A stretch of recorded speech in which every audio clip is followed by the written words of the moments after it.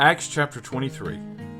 And Paul, earnestly beholding the council, said, Men and brethren, I have lived in all good conscience before God until this day.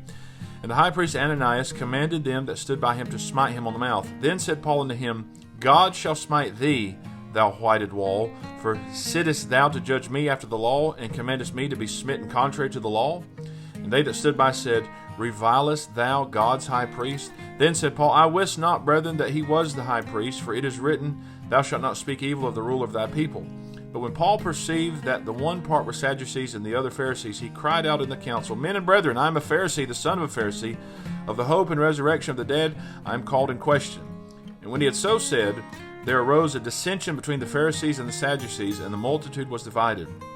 For the Sadducees say there is no resurrection, neither angel nor spirit, but the Pharisees confess both. And there arose a great cry, and the scribes that were of the Pharisees' part arose and strove, saying, We find no evil in this man, but if a spirit or an angel has spoken to him, let us not fight against God. And when there arose a great dissension, the chief captain, fearing lest Paul should have been pulled in pieces of them, commanded the soldiers to go down and to take him by force from among them, and to bring him into the castle. And the night following, the Lord stood by him and said, Be of good cheer, Paul, for as thou hast testified of me in Jerusalem, so must thou bear witness also at Rome. And when it was day, certain of the Jews banded together and bound themselves under a curse, saying that they would neither eat nor drink till they had killed Paul. And they were more than 40 which had made this conspiracy, and they came to the chief priests and elders and said, We have bound ourselves under a great curse, that we will eat nothing until we have slain Paul. Now therefore ye with the council signify to the chief captain that he bring him down unto you tomorrow, as though you would inquire something more perfectly concerning him. And we, or ever he come near, are ready to kill him. And when Paul's sister's son heard of their lying in wait, he went and entered into the castle and told Paul. Then Paul called one of the centurions unto him and said, Bring this young man unto the chief captain, for he hath a certain thing to tell him. So he took him and brought him to the chief captain, and said, Paul the prisoner called me unto him, and prayed me to bring this young man unto thee, who hath something to say unto thee. Then the chief captain took him by the hand, and went with him aside privately, and asked him, What is that thou hast to tell me? And he said, The Jews have agreed to desire thee that thou wouldest bring down Paul tomorrow into the council, as though they would inquire somewhat of him more perfectly. But do not thou yield unto them, for there lie in wait for him of them more than 40 men, which have bound themselves with an oath, that they will neither eat nor drink till they have killed him, and now are they ready, looking for a promise from thee. So the chief captain then let the young man depart, and charged him, See thou tell no man that thou hast showed these things to me. And he called unto him 2 centurions, saying, Make ready 200 soldiers to go to Caesarea, and horsemen 60, and spearmen 200 at the 3rd hour of the night, and provide them beasts, that they may set Paul on, and bring him safe unto Felix the governor. And he wrote a letter after this manner. Claudius Lysias, unto the most excellent governor Felix, sendeth greeting. This man was taken of the Jews, and should have been killed of them. Then came I with an army, and rescued him, having understood that he was a Roman. And when I would have known the cause wherefore they accused him, I brought him forth into their council, whom I perceived to be accused of questions of their law, but to have nothing laid to his charge worthy of death or of bonds. And when it was told me how that the Jews laid wait for the man, I sent straightway to thee, and gave commandment to his accusers, also to say before thee what they had against him. Farewell. Then the soldiers, as it was commanded them, took Paul, and brought him by night to Antipatris. On the morrow they left the horsemen to go with him, and returned to the castle, who, when they came to Caesarea and delivered the epistle to the governor, presented Paul also before him. And when the governor had read the letter, he asked of what province he was, and when he understood that he was of Cilicia, I will hear thee, said he, when thine accusers are also come, and he commanded him to be kept in Herod's judgment hall. Acts chapter 24. And after 5 days, Ananias the high priest descended with the elders, and with a certain orator named Tertullus, who informed the governor against Paul. When he was called forth, Tertullus began to accuse him, saying, Seeing that by thee we enjoy great quietness, and that very worthy deeds are done unto this nation by the providence, we accept it always and in all places, most noble Felix, with all thankfulness.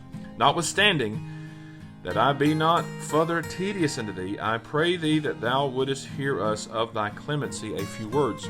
We have found this man a pestilent fellow, and a mover of sedition among all the Jews throughout the world, and a ringleader of the sect of the Nazarenes, who also hath gone about to profane the temple, whom we took and would have judged according to our law. But the chief captain Lysias came upon us, and with great violence took him away out of our hands, commanding his accusers to come unto thee, by examining of whom thyself mayest take knowledge of all these things whereof we accuse him. And the Jews also assented, saying that these things were so. Then Paul, after that the governor had beckoned unto him to speak, answered, Forasmuch as I know that thou hast been of many years a judge unto this nation, I do the more cheerfully answer for myself, because that thou mayest understand that there are yet but 12 days since I went up to Jerusalem for to worship. And they neither found me in the temple disputing with any man, neither raising up the people, neither in the synagogues, nor in the city. Neither can they prove the things whereof they now accuse me. But this I confess unto thee, that after the way which they call heresy, so worship I the God of my fathers, believing all things which are written in the law and in the prophets, and have hope toward God, which they themselves also allow, that there shall be a resurrection of the dead, both of the just and unjust. And herein do I exercise myself to have always a conscience void of offense toward God and toward men. Now, after many years, I came to bring alms to my nation and offerings, whereupon certain Jews from Asia found me purified in the temple, neither with multitude nor with tumult, who ought to have been here before thee, and object if they had aught against me. Or else let these same here say if they have found any evil doing in me, while I stood before the council, except it be for this one voice, that I cried standing among them, touching the resurrection of the dead, I am called in question by you this day. And when Felix heard these things, having more perfect knowledge of that way, he deferred them and said, When Lysias the chief captain shall come down, I will know the uttermost of your matter. And he commanded a centurion to keep Paul, and to let him have liberty, and that he should forbid none of his acquaintance to minister or come unto him. And after certain days, when Felix came with his wife Drusilla, which was a Jewess, he sent for Paul, and heard him concerning the faith in Christ. And as he reasoned of righteousness, temperance, and judgment to come, Felix trembled and answered, Go thy way for this time. When I have a convenient season, I will call for thee. He hoped also that money should have been given him of Paul, that he might loose him, wherefore he sent for him the oftener, and communed with him. But after 2 years, Porcius Festus came into Felix's room, and Felix, willing to show the Jews a pleasure, left Paul bound. Acts chapter 25. Now when Festus was come into the province, after 3 days he ascended from Caesarea to Jerusalem. Then the high priest and the chief of the Jews informed him against Paul, and besought him, and desired favor against him, that he would send for him to Jerusalem, laying wait in the way to kill him. But Festus answered that Paul should be kept at Caesarea, and that he himself would depart shortly thither. Let them therefore, said he, which among you are able, go down with me, and accuse this man, if there be any wickedness in him. When he had tarried among them more than 10 days, he went down unto Caesarea, and the next day, sitting on the judgment seat, commanded Paul to be brought. When he was come, the Jews which came down from Jerusalem stood round about, and laid many and grievous complaints against Paul, which they could not prove. While he answered for himself, Neither against the law of the Jews, neither against the temple, nor yet against Caesar have I offended anything at all. But Festus, willing to do the Jews a pleasure, answered Paul, and said, Wilt thou go up to Jerusalem, and there be judged of these things before me? Then said Paul, I stand at Caesar's judgment seat, where I ought to be judged.